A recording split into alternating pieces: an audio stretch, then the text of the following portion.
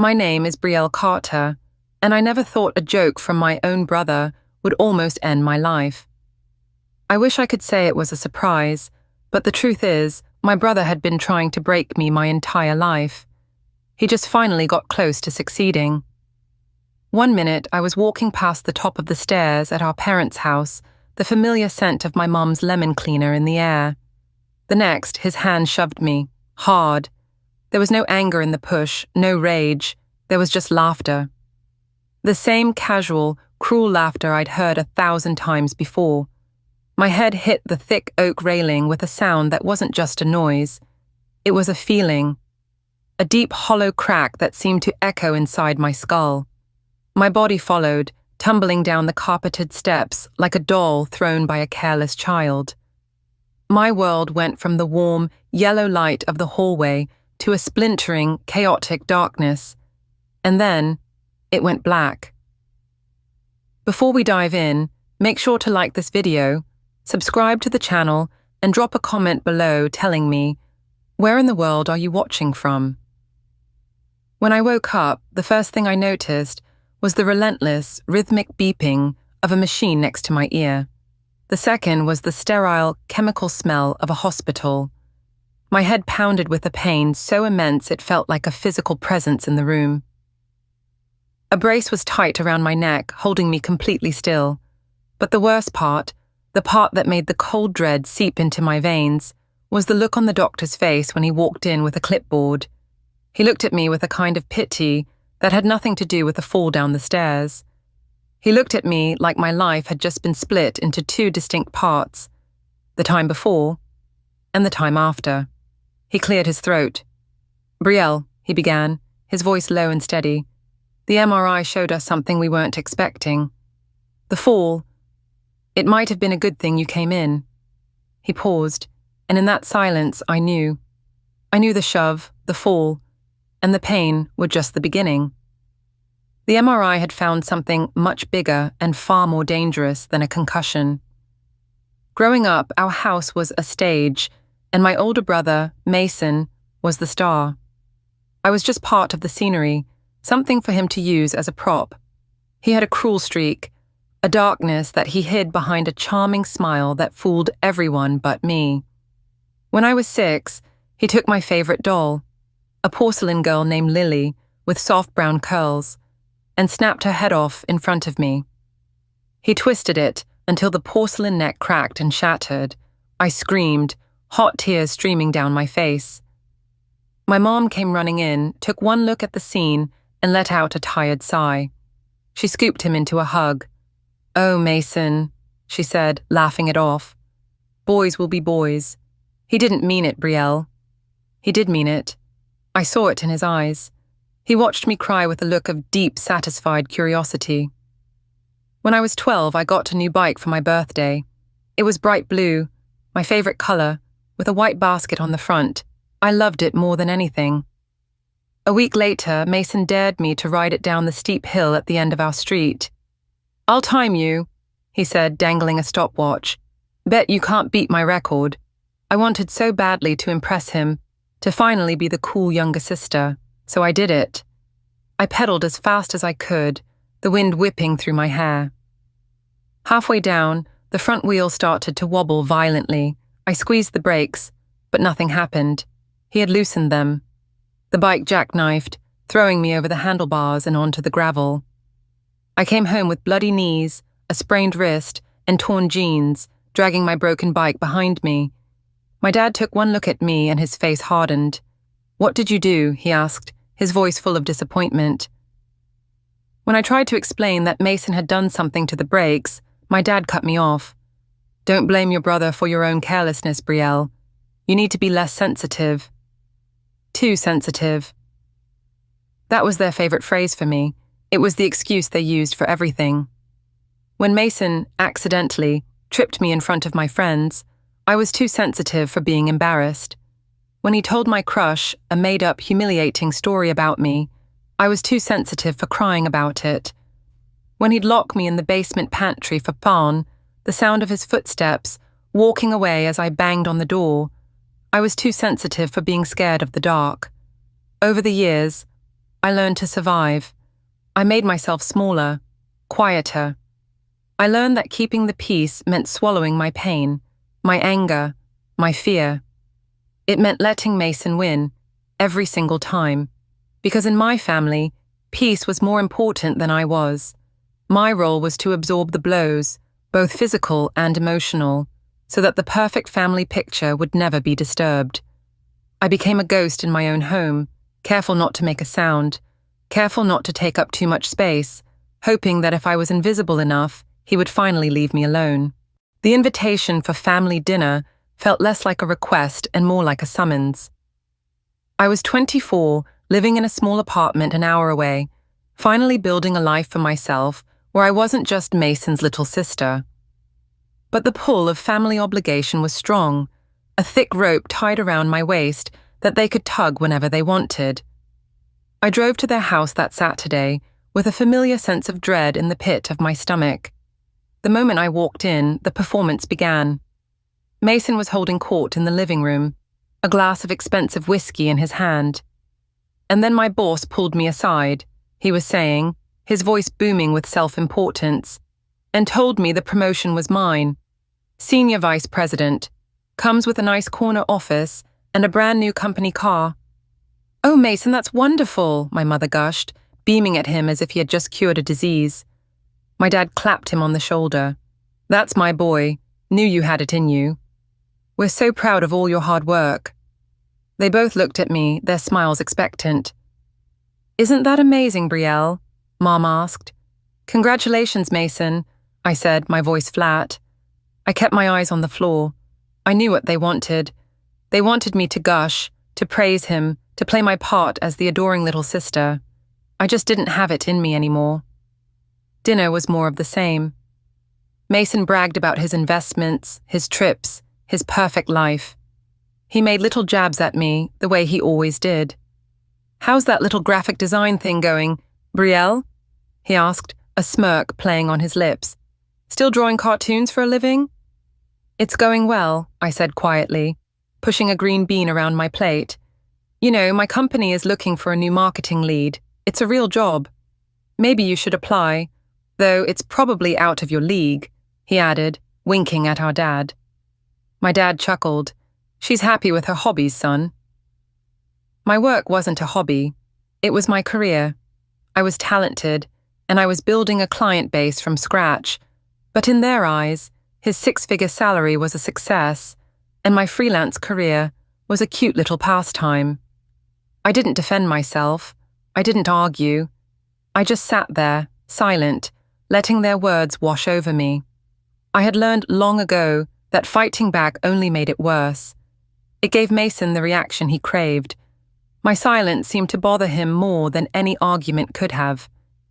He wanted me to get angry. He wanted me to cry. He wanted a reaction. When he got none, I saw a shift in his eyes. The playful smirk disappeared and was replaced by a cold, calculating look.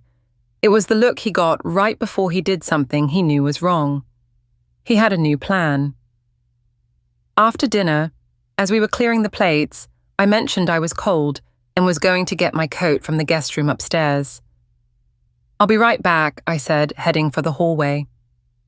As I reached the bottom of the staircase, I felt a shadow behind me. I knew it was him. The air grew heavy, just like it always did when he was near. I started walking up the stairs, my hand on the smooth, worn railing, when I heard his footsteps quicken behind me. I was 3 steps from the top of the landing. I could see the open door to the guest bedroom, the corner of my dark blue coat draped over a chair. I was almost there. "Hey, Brielle." Mason's voice was right behind me, laced with a familiar, chilling amusement. I started to turn, my mouth opening to ask what he wanted. Before I could get a word out, he laughed. It was a short, sharp sound. "Let's see if you can fly," he said. Then his hand slammed into the middle of my back. It wasn't a nudge or a playful push. It was a violent, committed shove, designed to send me forward with unstoppable force. My feet left the stairs. For a split second, I was airborne, suspended in the air between the top step and the wall. Time seemed to slow down. I remember the rough texture of the wallpaper scraping against my cheek. I remember the sound, a sickening crack, as my head connected with the thick wooden railing. It wasn't a dull thud. It was a sharp, definitive sound, like a branch snapping in two. My body went limp. I tumbled down the rest of the stairs, each impact a fresh burst of pain. My shoulder hit a step, my hip, my knee. I felt the metallic taste of blood fill my mouth. At the bottom, I lay in a crumpled heap on the hardwood floor of the entryway, staring up at the ceiling light, which was blurry and swimming in my vision. The last thing I heard before the world faded to black was my mother's faint gasp, followed by my father's angry curse. And then, Mason's voice, not with worry, but with a flicker of panic for himself. "Crap," he muttered. "I didn't mean to push her that hard." The next thing I knew, I was in a hospital bed. The world came back to me in fragments. The bright, sterile lights, the quiet, urgent whispers of nurses, the steady, terrifying rhythm of the heart monitor. My head was screaming in pain, a deep, throbbing agony that pulsed with every beat of my heart. My neck was locked in a brace, forcing me to stare straight up at the ceiling tiles. I was trapped inside my own body. The doctor's name was Dr. Evans. He had kind eyes, but they were filled with a professional sorrow that scared me more than anything else. "Brielle," he said, pulling a chair close to my bed. "You have a severe concussion and some deep bruising, but we ordered an MRI just to be safe, to check for any internal bleeding in the brain." I nodded, a tiny movement that sent a fresh wave of pain through my skull. My parents and Mason were standing in the corner of the room, whispering. I couldn't make out the words, but I knew what they were talking about. They weren't whispering about my health. They were whispering about their story. What they would say happened, how they would protect Mason. The wait for the MRI results was agonizing. Every tick of the clock on the wall felt like a hammer blow. My parents tried to talk to me. Mom kept patting my hand, saying, "It was just a silly accident, honey. We know Mason didn't mean it." Dad stood by the window, his arms crossed, his face a mask of frustration. "We'll handle this," he kept saying, as if I were a mess that needed to be cleaned up. Mason wouldn't even look at me. He just stared at his phone, his face pale. He wasn't sorry. He was scared. Scared of the trouble he was in. When Dr. Evans came back, the atmosphere in the room changed. He wasn't walking with the brisk, efficient pace of a doctor delivering good news. He moved slowly, deliberately. He held the film from the MRI in his hand, but he wasn't looking at it. He was looking at me. "The fall didn't cause any bleeding," he began, and I felt a tiny flicker of relief. But it was quickly extinguished by the look in his eyes. His face darkened. "But we found something else." He put the film up on the light box on the wall, and the room went quiet. He pointed to a small, shadowy mass deep inside the images of my brain. It was a dark spot in a sea of grey. "We found a growth," he said, his voice soft. "A tumor. Based on its location and characteristics, we believe it's an anaplastic astrocytoma. It's been there for a while, growing silently." The words didn't make sense at first. Tumor, growth, astrocytoma. They were just sounds, technical terms from a medical drama. Then, the meaning crashed down on me. There was something inside my head, something that didn't belong, something that was killing me slowly from the inside out. My entire world shifted on its axis. My brother's cruel, violent act, the thing that was meant to hurt me, had inadvertently saved me. The shove might have just saved my life by discovering what could have killed me silently. The irony was so bitter, so profound, it almost made me want to laugh. Dr. Evans continued to explain. He talked about biopsies, surgery, radiation, survival rates. His voice was calm and compassionate, a steady anchor in the storm that had become my life, but I wasn't really listening to him. I was watching my family. When the doctor explained everything, laying out the terrifying reality of a brain tumor in front of us, my mother's eyes filled with tears. For a brief, foolish moment, I thought they were for me. I thought that maybe, just maybe, the shock of this news would finally make her see me. Her daughter, the one who was hurt, the one who was sick. But then she turned her head, and her gaze found Mason, who was standing frozen against the far wall. She walked over to him, put her hands on his arms, and whispered, her voice choked with tears. "Don't worry, sweetie," she said, just loud enough for me to hear. "We'll say it was an accident. We'll say you just bumped into her and she lost her balance. No one needs to know." The words hit me with the force of a physical blow. She wasn't crying for me. She was crying for him, for the trouble he was in. My dad stepped forward, his face grim. He wasn't looking at me either. He was looking at Dr. Evans, then at Mason. "Let's be clear," he said, his voice low and firm. "Brielle is not pressing charges. It was an accident, a clumsy mistake. Pressing charges would ruin his career. It would destroy this family." Not one word about my diagnosis, not one question about the surgery, not one expression of concern for the fact that I might not survive. In the single most terrifying moment of my life, their first and only instinct was to protect my abuser. A profound, chilling clarity washed over me. I was utterly and completely alone. The family I had spent my entire life trying to please didn't exist. It was a sham. I was not their daughter. I was a prop. I was a supporting character in the Mason show. And my life, my actual life, was less important than his career. Something inside me broke, but it wasn't the part of me that felt pain or sadness. It was the part that held out hope, the part that kept forgiving them. It snapped clean in two, and in its place, something cold and hard and quiet began to form. I didn't yell. I didn't scream or cry. I didn't give them the satisfaction of a reaction. I simply looked at my father and said, in a voice I didn't recognize as my own, "I need some space." Then I looked at the nurse who had been quietly observing from the doorway. "Could you please limit my visitors?" I asked. "I'd like to rest." The look on my parents' faces was one of stunned confusion. They were used to my tears, my submission. They didn't know how to handle this quiet, firm stranger in the hospital bed. The nurse nodded and gently ushered them out of the room. The silence they left behind was the most peaceful sound I had ever heard. The next day, while recovering from the initial fall, I used my phone to do a search. Personal injury lawyers near me. I found a woman with a kind face and a long list of successful cases. Her name was Sarah. I called her office from my hospital bed. "My brother pushed me down the stairs," I told her, my voice clear and steady. "The fall led to the discovery of a brain tumor. My parents are trying to cover it up." Sarah listened patiently, without interruption. When I was done, there was a pause on the other end of the line. I thought she might not believe me. "Brielle," she said finally, her voice full of a firm kindness I wasn't used to, "I believe you, and I can help you." She came to the hospital that afternoon.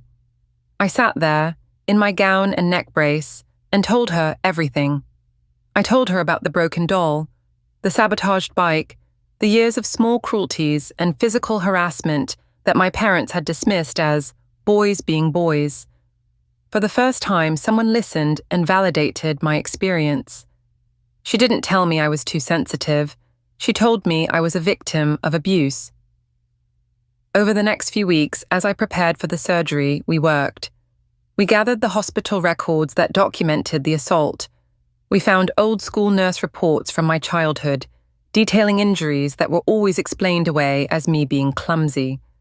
We even found text messages on my old phone. One from Mason, after a particularly nasty fight a year earlier, read, "Watch your back. One of these days, I might almost kill you for real, Lowell." He thought it was a joke. Sarah called it evidence. The day of my surgery, no one from my family was there. I had told the hospital they were not to be allowed in. I went into that operating room alone, but I didn't feel lonely.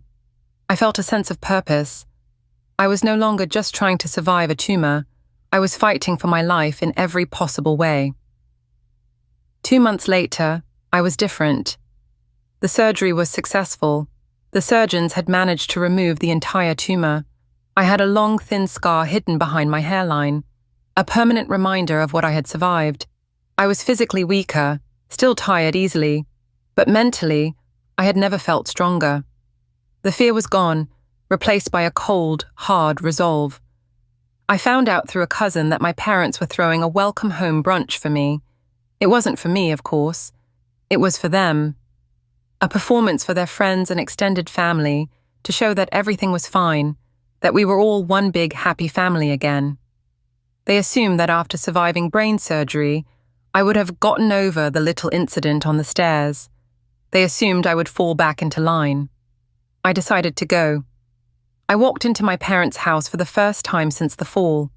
The living room was filled with people, the sound of polite laughter and clinking glasses. My parents were in the center of the room, holding court. Mason was next to them, laughing at something one of my uncles said. He looked relaxed, confident. He had gotten away with it again. When they saw me standing in the doorway, a hush fell over the room. I wasn't smiling. I didn't walk over to them for a hug. I just stood there, my presence a silent accusation. My mother recovered first. "Brielle, honey, you're here," she said, her voice artificially bright. She started walking towards me, her arms outstretched. Just then, there was a knock at the open front door. A man in a simple suit stepped inside. He held a large manila envelope. "I'm looking for Mason Carter," the man said, his voice polite but firm. Mason's smile faded. "I'm Mason Carter," he said, confused. The man walked directly to him and held out the envelope. "You've been served." Mason took the papers, his brow furrowed. He opened the envelope and began to read. I watched his face change. The confusion turned to disbelief. The disbelief turned to shock. The shock drained all the color from his face, leaving behind a pale, sickly gray. My dad rushed over to him. "What is this? What's going on?" Mason just stared at me, his jaw slack. "She's suing me," he whispered, his voice barely audible. "For assault, and for years of abuse." My mother looked at me, her eyes wide with betrayal. "How could you?" she hissed. "How could you do this to your brother, to this family?" I finally looked at her. I finally looked at all of them, and I felt nothing but a quiet, calm finality. "You protected him," I said, my voice even and clear, cutting through the silence of the room. "So I had to protect myself." I turned around and walked out the door, leaving the ruins of their perfect family picture shattered on the floor behind me. The fallout was swift and decisive. Mason's company, a large financial firm that prided itself on its image, placed him on indefinite leave as soon as the assault charges became public. The story of the successful VP, who pushed his sister down the stairs, became a piece of whispered gossip in his professional circles. His career, the thing my parents had valued more than my safety, was in shambles. Facing a mountain of evidence, including the hospital reports and his own text messages, Mason's lawyers advised him to settle the civil case quickly and quietly. The settlement I received was substantial. It wasn't just money, it was an acknowledgement. It was a price tag for my pain, for the years of terror, for the surgery I never should have needed to discover. The money, along with the insurance payouts, covered all of my medical bills and my recovery. With what was left, I did something I had only dreamed of. I bought a small house for myself in a town 300 miles away. It had a little garden in the back and a sunny room that I turned into my art studio. The first time I turned the key in the lock of my own front door, I felt a sense of peace that was so profound it brought tears to my eyes. It was a safety I had never known. It was mine. I never returned to my parents' house. They tried to call at first. They left tearful, angry voicemails. They didn't understand. They said I had destroyed the family. They never once apologized. They never once asked how I was feeling. My last words to them were on a brief final phone call a few months later. "We just want things to go back to the way they were," my mother had cried. I took a deep breath. "The way things were almost killed me," I said simply, and then I hung up. I blocked their numbers and never spoke to them again. Sometimes I think about the bitter irony of it all. The tumor was a silent monster, growing in the dark, but so was my brother's cruelty. One was a disease of the body, the other a disease of the soul that had infected my entire family. In the end, the thing that was meant to destroy me, that final violent shove, was the very thing that uncovered the monster and saved my life. It forced the darkness into the light. If you have ever been told you're too sensitive, or that you should just laugh it off when something hurts you, please listen to me. Your feelings are valid. Your pain is real. Don't wait for a fall down the stairs to save you. Protect yourself. Find your voice and use it. Because silence doesn't keep the peace, it only protects the abuser.